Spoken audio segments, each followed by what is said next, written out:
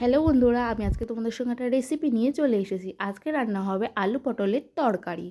তা আমি গ্যাসের ওপর কড়াই বসিয়ে দিয়েছি, তার মধ্যে তেল, শুকনো লঙ্কা আর জিরে ফোড়ন দিয়ে দিয়েছি। তার মধ্যে আগে থেকে পটল আর আলুটা কেটে ভালো করে ধুয়ে বাটিতে রেখে দিয়েছিলাম, সেটা তো তোমরা দেখেই নিয়েছো। সেই পটলটা আগে কড়াইয়ের মধ্যে দিয়ে নিয়েছি, দিয়ে পটলটাকে লাল লাল করে ভালো করে উল্টে পাল্টে ভেজে নিতে হবে। পটল ভাজতে একটু সময় লাগে।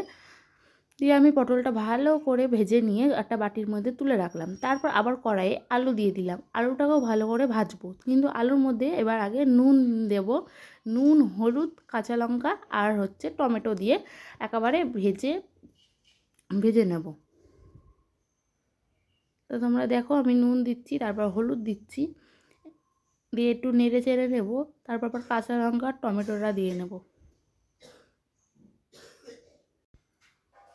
এদিকে আমি আবার যে মশলা করব, মশলাগুলো বাটিতে ঠিক করে নিয়েছি। এগুলো গুঁড়ো মশলা আমি দিয়েছি। এখানে লঙ্কার গুঁড়ো ও এলাচ গুঁড়ো আর জিরের গুঁড়ো দিয়েছি, গরম মশলা গুঁড়ো দিয়েছি, গোটা গরম মশলা গুঁড়ো দিয়ে একটু জল দিয়ে গুলিয়ে নিলাম, খুন্তিটাকে দিয়ে গুলিয়ে নিলাম।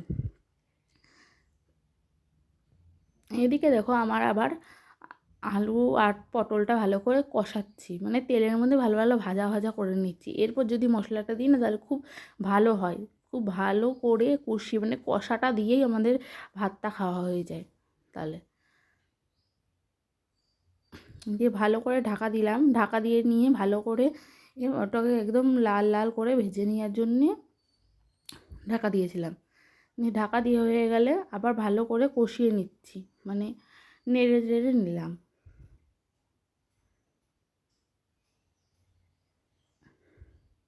দেখছি আলুটা সিদ্ধ হয়েছে নাকি হালকা। এরপর মশলাটা দিয়ে আমি কষাবো। যে মশলাটা করে রেখেছিলাম সেই মশলাটাকে দিয়ে ভালো করে কষাতে হবে। দিয়ে মশলাটার সঙ্গে একটুখানি জলও দিয়ে দিলাম, কারণ এই মশলাটা পুড়ে যাবে।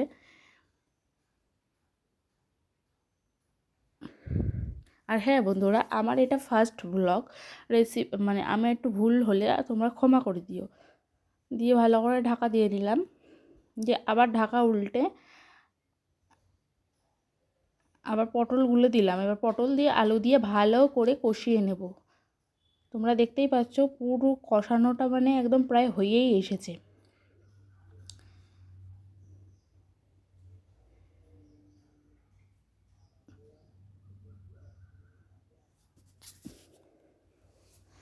আবার ভালো করে কষিয়ে নিতে হবে, কারণ পটলটা ভালো করে, পটল আর আলু যত ভালো করে কষাবা তত মানে একদম ভালো হয় জিনিসটা আর কি।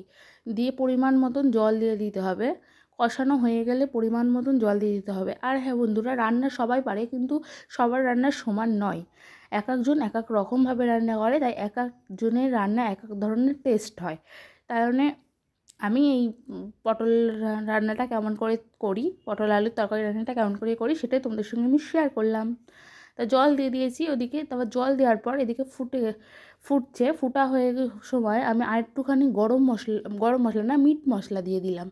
কড়াইয়ে মিট মশলা দিয়ে ভালো করে নাড়লাম, নেড়ে এবার তরকারিটা একটু মাখা মাখা করব, সেই জন্য জলটাকে শুকাতে দিচ্ছি। মানে জলটা শুকাতে বলতে টানবে আর কি। এদিকে দেখো অনেকটা মাখা মাখা হয়েই এসেছে। দিয়ে ভালো করে নেড়ে চেড়ে আমাকে নামাতে হবে। আমি নামিয়ে নিয়েছি, ভালো করে নেড়ে চেড়ে নামিয়ে দিয়েছি। দেখো বন্ধুরা কেমন হয়েছে। তোমাদের ভালো লাগলে লাইক, কমেন্ট, শেয়ার আর সাবস্ক্রাইব করে দিও। আর হ্যাঁ, কমেন্টে বলো যে আমার আলু পটলের তরকারি রেসিপিটা কেমন হয়েছে। দেখতে কিন্তু খুব সুন্দর লাগছে আর খেতেও খুব সুন্দর হয়েছিল। তা বন্ধুরা, তোমাদের কেমন লাগলো আমাকে জানিও।